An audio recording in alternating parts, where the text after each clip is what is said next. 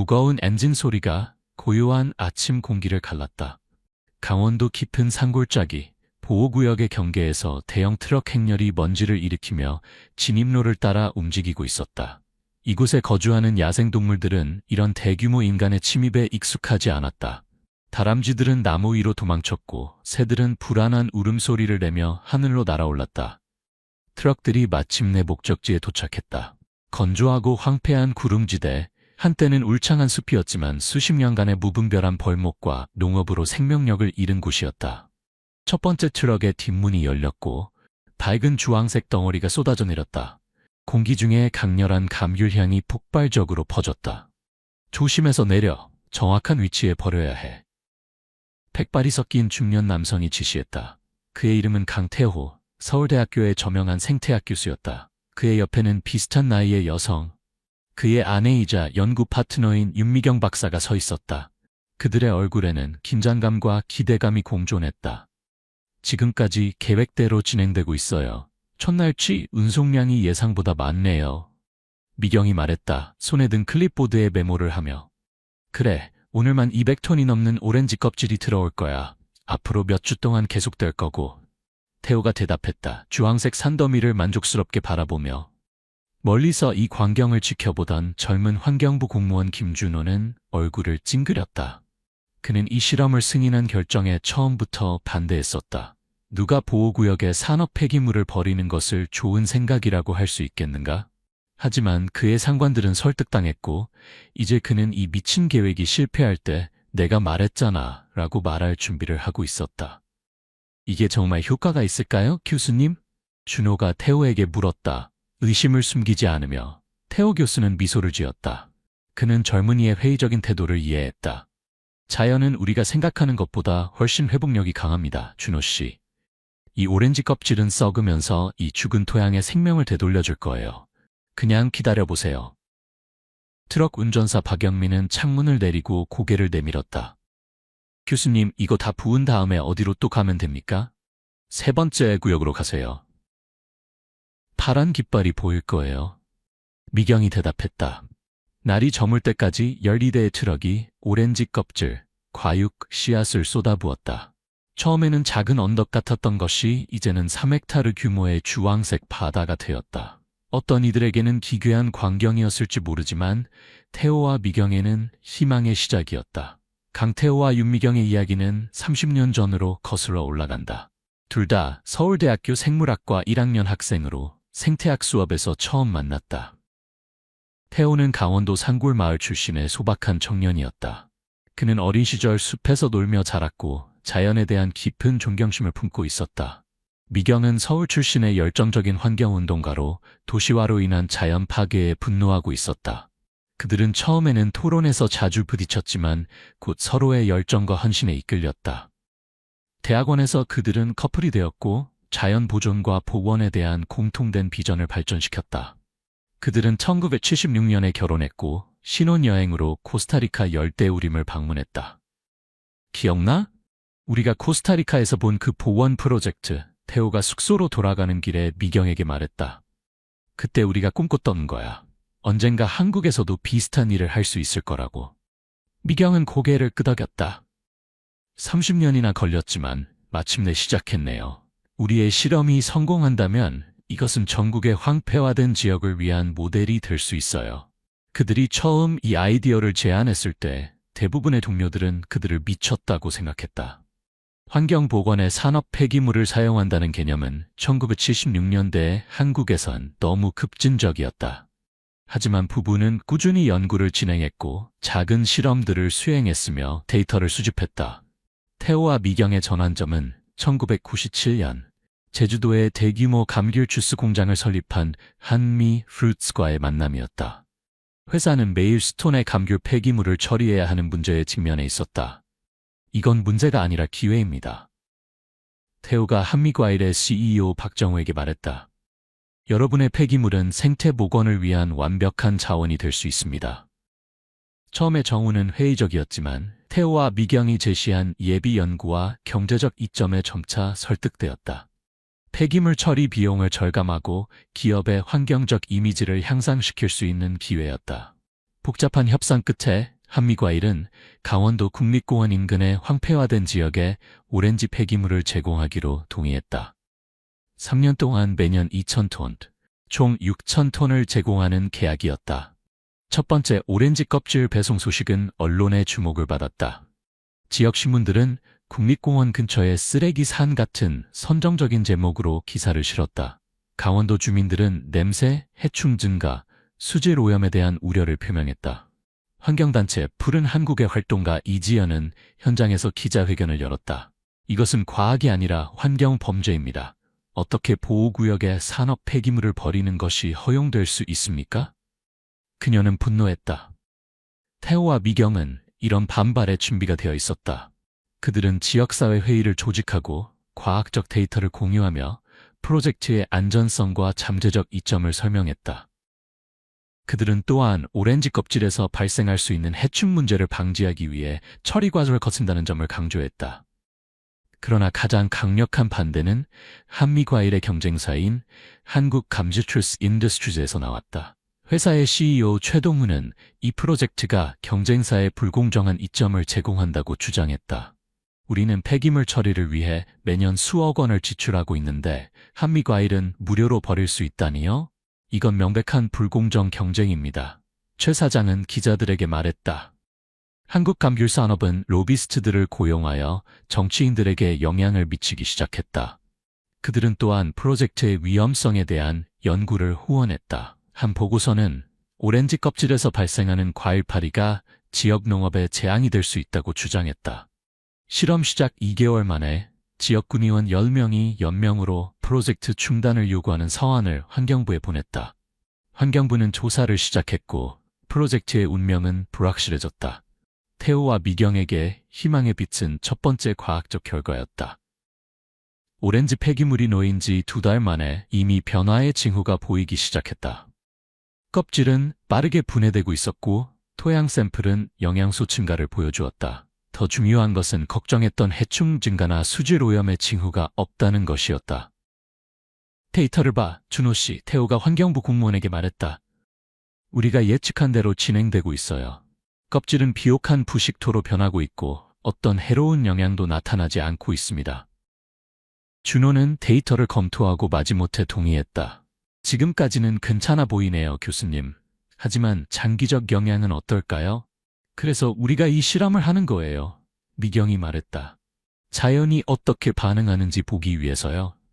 태호와 미경이 데이터로 싸우는 동안 한국감귤산업은 법정으로 갔다. 그들은 환경부와 한미과일을 상대로 소송을 제기했다. 프로젝트가 환경보호법을 위반한다고 주장하며 이 소송은 우리를 몇 달 동안 지연시킬 뿐이에요. 태호가 팀 회의에서 말했다. 하지만 이미 상당한 양의 오렌지 껍질을 투입했어요. 지금은 결과를 문서화하는 데 집중해야 합니다. 재판 과정은 지루했고 언론의 관심은 점차 사그라들었다. 태호와 미경은 매주 현장을 방문하여 조심스럽게 생태계의 변화를 관찰했다.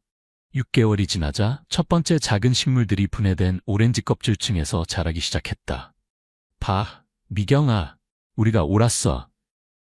태호가 흥분해서 외쳤다. 작은 풀싹을 가리키며 그들은 즉시 사진을 찍고 식물 샘플을 채취하고 모든 것을 기록했다. 그러나 법원의 결정은 그들에게 유리하지 않았다. 1년 후 서울고등법원은 프로젝트가 중단되어야 한다고 판결했다. 판사들은 비록 현재까지 해로운 영향은 없지만 이런 종류의 폐기물 처리는 위험한 선례를 만들 수 있다고 결론지었다. 우리는 실망스럽지만 법원의 결정을 존중합니다. 태호가 기자들에게 말했다.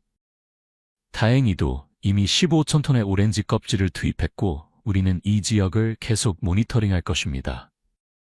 프로젝트는 공식적으로 종료되었지만 과학적 실험은 이제 막 시작되었다. 태호와 미경은 연구 보조금을 확보하여 정기적인 모니터링 프로그램을 설립했다. 그들은 5년 동안 6달마다 한 번씩 현장을 방문하여 토양, 식물, 곤충, 미생물을 분석하는 계획을 세웠다. 시간이 흐르면서 오렌지 껍질 실험은 대중의 기억에서 점차 사라졌다. 태호와 미경은 초기에는 열심히 현장을 방문했지만 다른 연구 프로젝트와 학술적 의무가 그들의 시간을 요구했다. 5년 계획이 끝난 후 그들의 방문은 1년에 한 번으로 줄었다. 그들의 초기 연구 결과는 유망했다. 3년 만에 오렌지 껍질 지역은 작은 관목과 풀로 덮이기 시작했다. 토양의 영양소 수준은 크게 향상되었고 미생물 다양성은 증가했다. 그러나 이 결과들은 주로 학술 저널에 게재되었고 대중의 관심을 거의 받지 못했다. 태호와 미경이 은퇴를 계획하기 시작한 2013년, 그들은 마지막 대규모 연구 프로젝트로 최종 평가를 계획했다. 실험 시작 후 16년이 지난 시점이었다. 우리가 마지막으로 완전한 조사를 해야 해, 태호가 미경에게 말했다. 우리 커리어의 마무리로 접할 거야. 좋아요. 젊은 연구자들을 모집해서 우리를 도와줄 수 있게 해요. 그들에게 좋은 경험이 될 거예요. 미경이 대답했다. 그들은 대학원생 팀을 모집했고 그 중에는 강태호의 제자인 젊은 생태학자 이수진도 있었다. 수진은 원래 오렌지 껍질 프로젝트에 대해 아는 바가 거의 없었지만 그녀의 전문 분야인 척박한 환경에서의 식물 적응에 완벽하게 맞는 연구였다. 그러나 계획된 최종 평가는 태호가 갑작스러운 뇌졸중으로 쓰러지면서 중단되었다. 그는 회복했지만 의사들은 그에게 육체적으로 힘든 현장 작업을 피하라고 조언했다. 미경은 남편 간호에 집중하기로 결정했고 연구 프로젝트는 무기한 연기되었다. 오렌지 껍질 실험은 다시 한번 잊혀졌다. 몇몇 논문에서 언급되었을 뿐 후속 연구는 이루어지지 않았다. 태호와 미경은 조용히 은퇴 생활을 시작했고 그들의 대담한 실험은 과학사의 작은 각주가 되어버렸다. 2035년 이수진은 이제 유능한 생태학자가 되어 서울대학교에서 교수직을 맡고 있었다. 어느 날 그녀는 사무실 책장을 정리하다가 오래된 논문을 발견했다. 그것은 강태호와 윤미경의 초기 오렌지 껍질 연구 중 하나였다. 이게 어떻게 됐을까? 그녀는 스스로에게 물었다. 수진은 이 연구가 법적 문제로 중단되었다는 것을 기억했지만 최종 결과가 어떻게 되었는지는 몰랐다. 호기심이 생긴 그녀는 태호와 미경을 찾아보기로 했다. 은퇴한 부부는 강원도의 조용한 마을에 살고 있었다. 태호는 이제 80대이고 지팡이에 의지했지만 그의 눈은 여전히 지식과 열정으로 빛났다. 수진 교수, 이렇게 방문해줘서 반갑군요. 태호가 그들의 소박한 집 현관에서 그녀를 맞이했다. 교수님의 오렌지 껍질 연구에 대해 더 알고 싶어서 왔어요. 수진이 설명했다. 그 실험 장소가 지금 어떤 상태인지 궁금해요. 미경은 깊은 한숨을 내쉬었다. 우리도 몰라요. 마지막으로 방문한 지 거의 5년이 됐어요. 건강 문제로 더 이상 갈 수 없었거든요. 제가 가볼 수 있을까요? 수진이 물었다. 과학적 관점에서 정말 흥미로운 사례 연구가 될 것 같아요. 태호의 얼굴이 밝아졌다. 물론이지. 우리가 GPS 좌표를 줄게요. 하지만 찾기 쉽지 않을 거예요. 17년 동안 그곳은 많이 변했을 테니까. 수진은 대학원생 2명과 함께 탐사팀을 구성했다. 그들은 오래된 지도와 태호가 제공한 GPS 좌표를 가지고 강원도로 향했다. 여기인가? 대학원생 민재가 물었다. 울창한 숲을 둘러보며. GPS가 맞다면 여기가 맞는데. 이상하네, 수진이 말했다. 교수님이 말하길 이곳은 황폐한 목초지였다고 했는데 그들은 혼란스러워하며 주변을 탐색했다. 갑자기 민재가 외쳤다. 교수님, 여기 뭔가 있어요? 그는 이끼로 뒤덮인 금속 막대를 발견했다. 그것을 닦아내자 번호와 KTHYMK 인구 97이라는 각인이 드러났다. 이거야, 강태호와 윤미경의 마커야. 수진이 흥분해서 말했다. 우리는 정확한 위치에 있어. 이게 오렌지 껍질 실험 현장이야. 그들은 믿을 수 없는 광경을 보고 있었다. 한때 불모지였던 이곳은 이제 다양한 식물종이 번성하는 울창한 숲이 되어 있었다. 그들이 서 있는 곳 주변으로는 배롭게 다양한 하층 식생이 자라고 있었고 머리 위에는 높이 20m가 넘는 나무들이 하늘을 향해 뻗어 있었다. 이건 놀라워. 수진이 숨을 내쉬었다. 교수님이 옳았어. 그들의 실험이 성공한 거야. 팀은 즉시 과학적 조사를 시작했다. 그들은 토양 샘플을 채취하고 식물종을 식별하며 곤충과 조류 개체군을 조사했다. 그들은 또한 실험 지역과 비교하기 위해 인근의 유사한 환경의 대조 지역도 조사했다. 결과는 충격적이었다. 오렌지 껍질 지역은 대조군에 비해 176% 더 많은 식물 생물량을 가지고 있었다. 실험 지역에서는 24종의 나무가 발견된 반면 대조군에서는 단 8종만 발견되었다. 토양 분석은 질소, 인, 칼륨과 같은 핵심 영양소가 풍부하게 증가했음을 보여주었다. 수진과 그녀의 팀은 흥분해서 태호와 미경에게 돌아갔다. 이것 봐요, 교수님. 수진이 노트북을 열어 수백 장의 사진을 보여주었다. 믿을 수 없을 정도로 변했어요. 태호와 미경은 눈물을 글썽이며 이미지를 바라보았다. 그들의 대담한 아이디어, 그들이 17년 전에 시작한 실험이 그들의 가장 낙관적인 예측을 훨씬 뛰어넘는 결과를 냈다. 오렌지 껍질이 이 모든 것을 했다고? 미경이 떨리는 목소리로 물었다. 네, 다양한 방식으로요, 수진이 설명했다. 분해된 오렌지 껍질은 토양에 필수 영양소를 공급했을 뿐만 아니라 그 두꺼운 층이 공격적인 잡초를 억제해 토종 식물이 뿌리를 내릴 수 있게 했어요. 게다가 분해 과정이 토양을 부드럽게 만들어 뿌리 침투를 더 쉽게 했고요. 태호는 천천히 고개를 끄덕였다. 바로 우리가 이론적으로 예측했던 거야. 하지만 이렇게 극적인 변화를 기대하진 않았어. 수진은 그들의 발견을 주요 과학 저널에 제출하기로 결정했다. 그녀는 태호와 미경을 공동 저자로 포함시켰다. 논문은 몇 달 동안 엄격한 동료 심사를 거쳤고 마침내 2015년 Nature Ecology and Nature Ecology Evolution에 게재되었다. 한국의 오렌지 껍질 실험, 농업 폐기물을 이용한 생태계 복원의 17년 연구라는 제목의 논문은 과학계에서 즉각적인 관심을 끌었다. 주요 언론은 오렌지 껍질로 숲을 키우다와 같은 헤드라인으로 이 이야기를 다루었다. 내일 KBS와 인터뷰가 있어요. 수진이 태호와 미경에게 전화로 알렸다. 두 분도 참여하실 수 있으세요? 물론이지, 태호가 대답했다. 목소리에 자부심이 묻어났다. 사람들이 이것이 얼마나 중요한지 이해하게 하고 싶어. 다음 날 태호와 미경은 방송 인터뷰에서 자신들의 이야기를 나누었다. 그들은 어떻게 아이디어를 떠올렸는지, 어떤 반대에 직면했는지, 그리고 결과가 어떻게 그들의 기대를 뛰어넘었는지 설명했다. 처음 이 아이디어를 제안했을 때 많은 사람들이 우리를 미쳤다고 생각했어요. 태호가 말했다. 심지어 우리 동료 과학자들까지도요. 하지만 우리는 자연의 회복력을 믿었고 우리의 직감이 옳았음이 증명되었죠. 미경은 덧붙였다.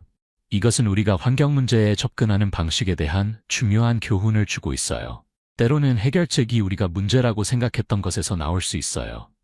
이 경우에는 산업 폐기물이 사실은 황폐화된 생태계를 위한 귀중한 자원이었던 거죠.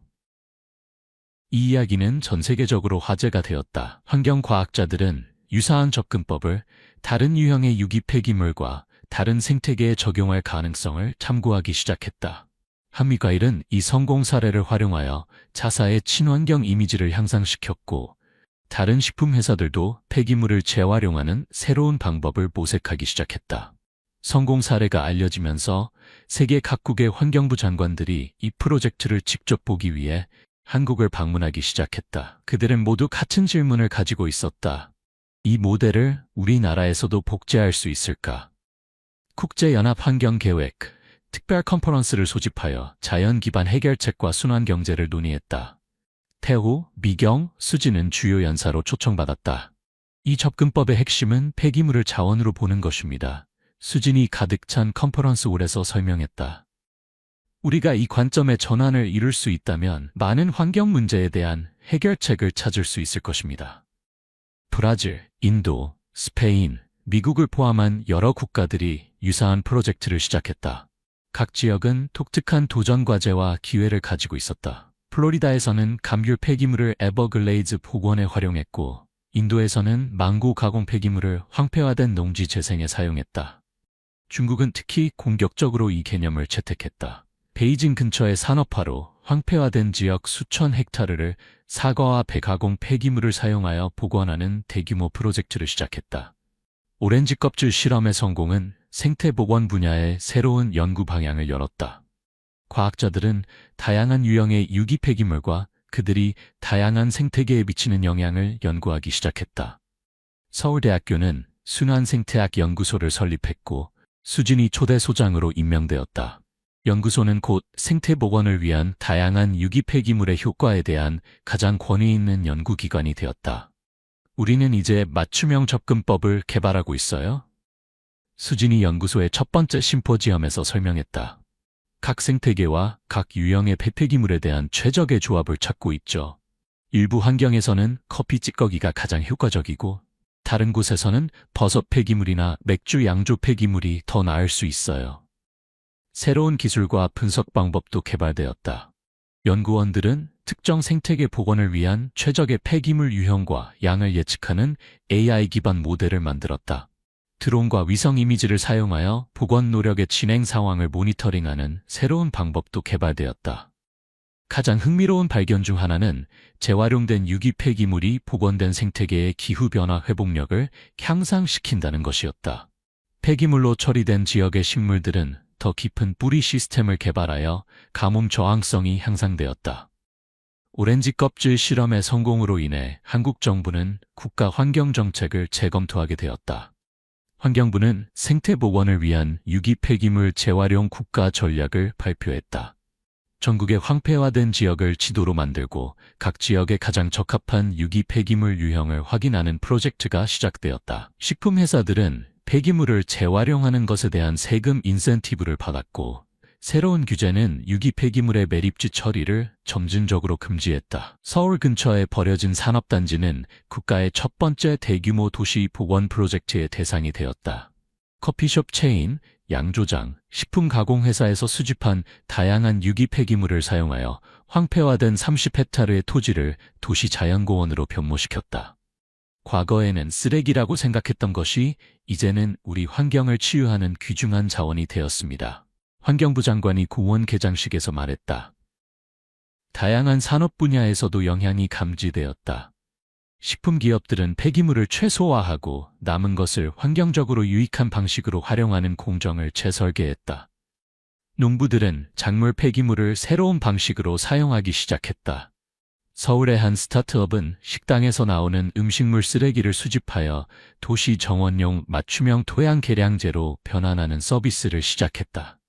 이 아이디어는 빠르게 인기를 얻었고 회사는 1년 만에 직원 수를 5명에서 200명으로 늘렸다. 전문적인 성공 외에도 오렌지 껍질 실험은 관련된 모든 사람들의 삶에 깊은 개인적 영향을 미쳤다. 태호와 미경에게 이것은 그들의 평생 작업의 입증이었다. 그들은 많은 상을 받았고 전 세계 대학에서 명예학위를 수여받았다. 그러나 그들에게 가장 큰 보상은 그들의 실험이 전 세계 환경 정책에 영향을 미치고 있다는 것을 보는 것이었다. 은퇴한 그들은 이제 젊은 환경 과학자들을 멘토링하고 그들의 경험을 나누며 다음 세대의 혁신가들에게 영감을 주는데 시간을 보내고 있었다. 저희가 항상 학생들에게 말하는 것은 비판을 두려워하지 말라는 거예요. 미경이 서울대학교 졸업식 연설에서 말했다. 혁신적인 아이디어는 처음에는 항상 저항에 부딪힙니다. 하지만 과학과 자연에 대한 깊은 이해를 바탕으로 한다면 그 비전을 따르세요. 수진에게 이 프로젝트는 게임 체인저였다. 그녀는 전 세계적으로 인정받는 전문가가 되었고 그녀의 연구소는 순환 생태학 분야의 선두주자가 되었다. 그러나 가장 중요한 것은 그녀가 과학이 사회에 실질적인 변화를 가져올 수 있다는 것을 직접 목격했다는 것이다. 저는 항상 환경을 위해 일하고 싶었어요. 수진이 인터뷰에서 말했다. 하지만 이런 직접적인 영향을 미칠 수 있을 거라고는 생각하지 못했어요. 태호 교수님과 미경 교수님이 저에게 보여주신 것은 과학적 혁신과 인내심이 불가능해 보이는 것을 가능하게 만들 수 있다는 것이었어요. 한국감귤산업의 CEO 최동훈조차도 결국 그의 관점을 바꾸었다.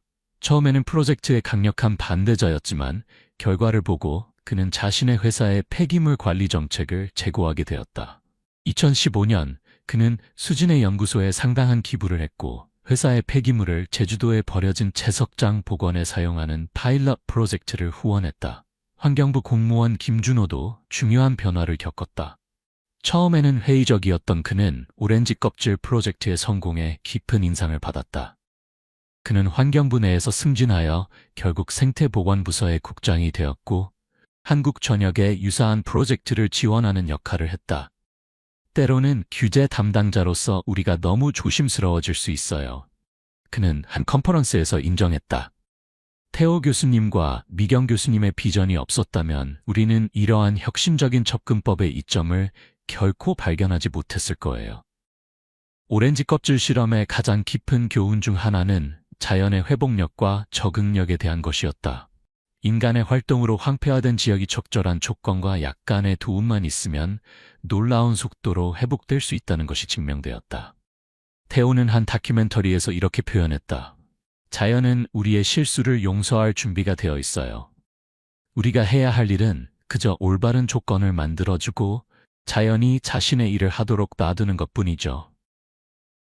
이 교훈은 중요한 패러다임 전환으로 이어졌다. 생태복원은 더 이상 자연에 부과되는 것이 아니라 자연에 내재된 회복 메커니즘을 활성화하는 것으로 간주되기 시작했다. 오렌지 껍질 실험이 시작된 지 20년 후인 2017년, 이 지역은 원래의 황폐한 상태를 상상할 수 없을 정도로 변했다. 이곳은 이제 울창한 숲으로 100종 이상의 식물, 수십 종의 새, 다양한 포유류, 그리고 수천 종의 곤충들의 서식지가 되었다. 더욱 놀라운 것은 복원된 숲이 주변 지역에도 긍정적인 영향을 미치기 시작했다는 것이다. 새들과 동물들이 씨앗을 멀리까지 운반하면서 건강한 식생이 원래의 실험 지역을 넘어 점차 확장되었다. 지역 주민들도 이 변화의 혜택을 느꼈다. 복원된 숲은 주변 농경지의 수분 유지를 향상시켰고 새들과 곤충들은 더 효과적인 수분 매개자와 해충 통제자로 역할했다. 일부 농부들은 작물 수확량이 증가했다고 보고했다. 신선한 공기, 깨끗한 물, 그리고 지역의 새로운 녹색 공간에 대한 접근은 주민들의 건강과 웰빙에도 긍정적인 영향을 미쳤다. 생태 관광이 발전하기 시작했고 전 세계에서 온 방문객들이 오렌지 숲의 기적을 직접 보기 위해 몰려들었다. 오렌지 껍질 실험의 궁극적인 유산은 환경관리에 대한 새로운 접근법의 증명이었다. 그것은 선형적 생산 소비 폐기 모델에서 순환적 사고로의 전환을 대표했다. 한국에서 시작된 이 아이디어는 전 세계로 퍼져나갔다.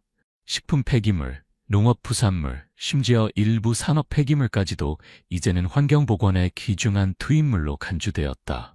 2022년 유엔은 글로벌 생태보건 10년을 선언했다. 부분적으로는 테오와 미경의 선구적인 작업에 영감을 받아 전 세계적으로 200만 헥타르 이상의 황폐화된 토지가 다양한 유기 폐기물을 사용하여 복원될 예정이었다. 한 중요한 개발은 도시 복원 프로젝트의 증가였다. 많은 도시에서 버려진 산업부지와 공터를 지역사회 정원, 도시숲, 생물 다양성 핫스팟으로 변모시키기 위해 음식물 쓰레기와 정원 폐기물을 사용하기 시작했다. 테오와 미경은 2023년에 그들의 주요 저서 순환 생태학, 지구 복원을 위한 새로운 패러다임을 출판했다. 이 책은 즉시 베스트셀러가 되었고 일반 대중에게 복잡한 과학적 개념을 접근 가능하게 만들어 주었다. 책의 결론에서 그들은 이렇게 썼다.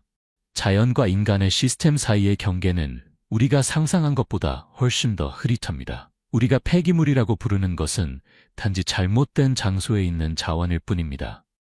우리가 생태계의 자연적인 순환 속에서 우리의 위치를 이해하게 되면 우리는 더 이상 환경 문제를 해결하는 것이 아니라 지속 가능한 공존의 새로운 패턴을 만들어내길 것입니다. 강당은 환경과학자, 정책 기반자, 그리고 영감을 받은 일반 시민들로 가득 찼다. 무대 위에는 세 세대의 과학자들이 나란히 서 있었다. 테오와 미경, 그들의 제자 수진, 그리고 이제는 새로운 세대의 환경혁신가인 수진의 제자들. 우리의 가장 큰 자부심은 지식의 이 세대 간 전달입니다. 테오가 청중에게 말했다. 그의 목소리는 나이가 들었지만 열정은 여전했다. 오렌지 껍질 숲은 계속해서 자랍니다. 마치 우리의 아이디어와 가치관이 새로운 세대의 과학자들을 통해 계속 자라는 것처럼요. 이 시점에서 원래의 실험 장소는 완전히 성숙한 숲으로 발전했다. 과학자들은 그곳이 생물 다양성과 생태계 건강의 측면에서 수백 년 된 천연인과 구별하기 어렵다는 것을 발견했다. 그것은 진정한 생태적 회복력의 증거였다. 더욱 중요한 것은 오렌지 껍질 실험의 원칙이 전 세계적으로 표준 관행이 되었다는 점이다. 이제는 유기 폐기물을 매립지에 버리는 것이 아니라 생태 복원 프로젝트에 사용하는 것이 일반적이었다. 단 하나의 아이디어, 하나의 대담한 실험이 환경관리의 전체 패러다임을 바꾸었다. 그리고 모든 것은 두 명의 헌신적인 과학자가 자연의 회복력을 믿고 다른 사람들이 폐기물로 본 것에서 기회를 보았기 때문에 가능했다. 태호와 미경이 연설을 마쳤을 때 청중들은 기립박수를 보냈다. 그들의 유산은 단지 울창한 숲으로 변한 오렌지 껍질 더미만이 아니었다. 그것은 인간과 자연이 공생할 수 있다는 증거였고, 우리의 가장 큰 환경 도전 과제에 대한 해결책이 때로는 가장 예상치 못한 곳에서 발견될 수 있다는 것을 보여주는 증거였다. 심포지엄이 끝난 후 태호와 미경은 그들의 증손자와 함께 원래의 실험 장소를 방문했다. 그들은 이제 울창한 캐노피 아래의 그늘진 길을 따라 천천히 걸었다. 새들은 머리 위에서 지저귀였고 다람쥐들은 나무 사이를 뛰어다녔다. 할아버지, 이 모든 나무들이 정말 오렌지 껍질에서 자란 거예요? 8살 민수가 물었다. 놀란 눈으로 위를 바라보며. 태호는 웃으며 손자의 손을 잡았다. 그래, 민수야. 이것이 자연의 마법이란다. 우리가 도움의 손길을 내밀면 자연은 항상 놀라운 방식으로 응답한단다. 미경은 주변을 둘러보며 미소 지었다. 그들이 시작한 것은 단순한 과학 실험이 아니었다. 그것은 희망의 유산이었고 미래 세대에게 더 나은 세상을 물려주는 법을 보여주는 살아있는 증거였다. 숲은 계속해서 자랄 것이고 그들의 아이디어도 마찬가지였다. 오렌지 껍질로 시작된 것이 이제는 전 세계 환경 정책과 관행에 영향을 미치는 움직임이 되었다. 그리고 그것은 모두 하나의 대담한 질문으로 시작되었다. 쓰레기라고 여겨지는 것이 실제로는 보물이라면 어떨까?